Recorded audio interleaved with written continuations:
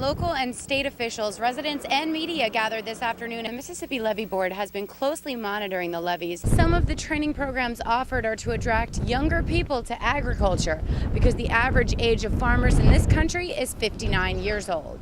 Blood only has a shelf life of 42 days, so the Mississippi Blood Services Center is always in need of donors.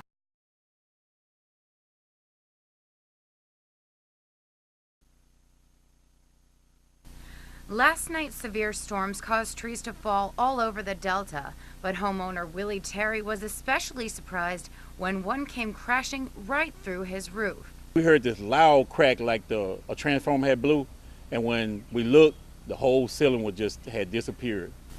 Terry says they had only been living there for about a year and a half. Very recently. You know, you wouldn't expect this to happen in a recent situation, but now it just tells you things happen. He says once they realized what had happened, they began to react. Pretty much shocked everyone. My mother-in-law and sister-in-law was on the couch, and they just grabbed each other and ran in the back. Terry said he wasn't surprised the storm knocked trees down, but he was surprised that the force of the winds could uproot this one. The trees that I thought was going to fall over, like this pine tree and all the other trees, didn't fall over. And the tree that I least expected fell over. But despite the damage, he says he and his family are lucky to be alive.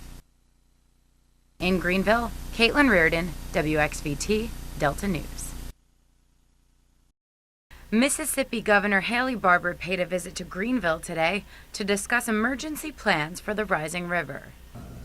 We've flown the levee the whole way, and the big levee, the Mississippi River levee, as the Corps has assured us, seems to be very much intact. They've had some small areas where they've had sand boils in a couple of counties. Barbour said the backwater flooding is the area of greatest concern. It continues to be a tremendous amount of concern because the river's still high, and the river hasn't crested here or anywhere further south. But the state won't be alone in dealing with the flooding. We're going to deploy National Guard. The Corps, for the last several days, has armored, reinforced the backwater levee to strengthen it because we know it is going to be topped. All of us are working together, and that's important. All through these river counties and delta counties, we've had great cooperation from local authorities. National, state, and local authorities will continue to work together to keep Delta residents informed, prepared, and safe. In Greenville, Caitlin Rearden, WXVT, Delta News. Drug use and abuse continues to be a common practice today, and people's poison of choice varies from organic to manufactured. Crack, cocaine, marijuana, methamphetamines, and prescription pills. These are among many drugs used and abused by Americans today. Drugs? Oh yeah, we do drugs, drink, smoke all the time. And everyone has a different reason why they use and how they got started. I think of it more as a medication, more than anything. It's not really something I do for fun. It's just, I mean, I need it. Hey, they just start doing it. This ain't no, hey look, this is an everyday thing, you know what I mean? Sex, drugs, and rock and roll. You know, it all fits in. I took them to speed up. Many people use it to escape from reality and claim the feeling is one they crave.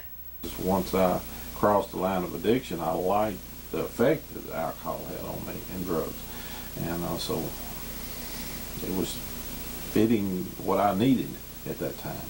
It's adrenaline. It's hey, something you don't know nothing about if you ain't never had it. Let's just say, ever since I started, things have been a lot better for me. I seem to react with people better. Once I took that first hit, it was, you know, people, and I compare it to, it's related to having an orgasm. They gave me a high, so whenever I didn't have them, I didn't want to do anything. So despite the illegality of these mind-altering substances, it remains an ongoing practice in this country. Tomorrow in part 2 of this series, we'll find out not only how drugs affect your body internally, but also what they do to your appearance.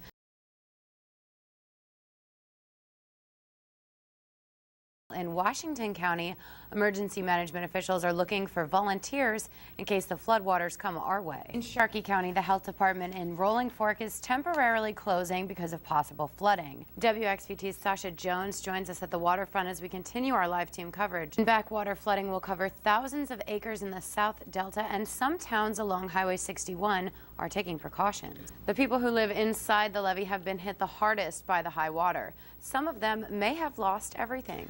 Hundreds of trees have been snapped and the power is still out for thousands of residents. And the mayor of Greenville is also keeping on top of the storm damage.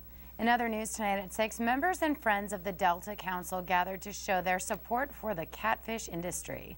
WXVT's meteorologist Steve Dreyer met with officials from the National Weather Service, a fun project for kids that will help them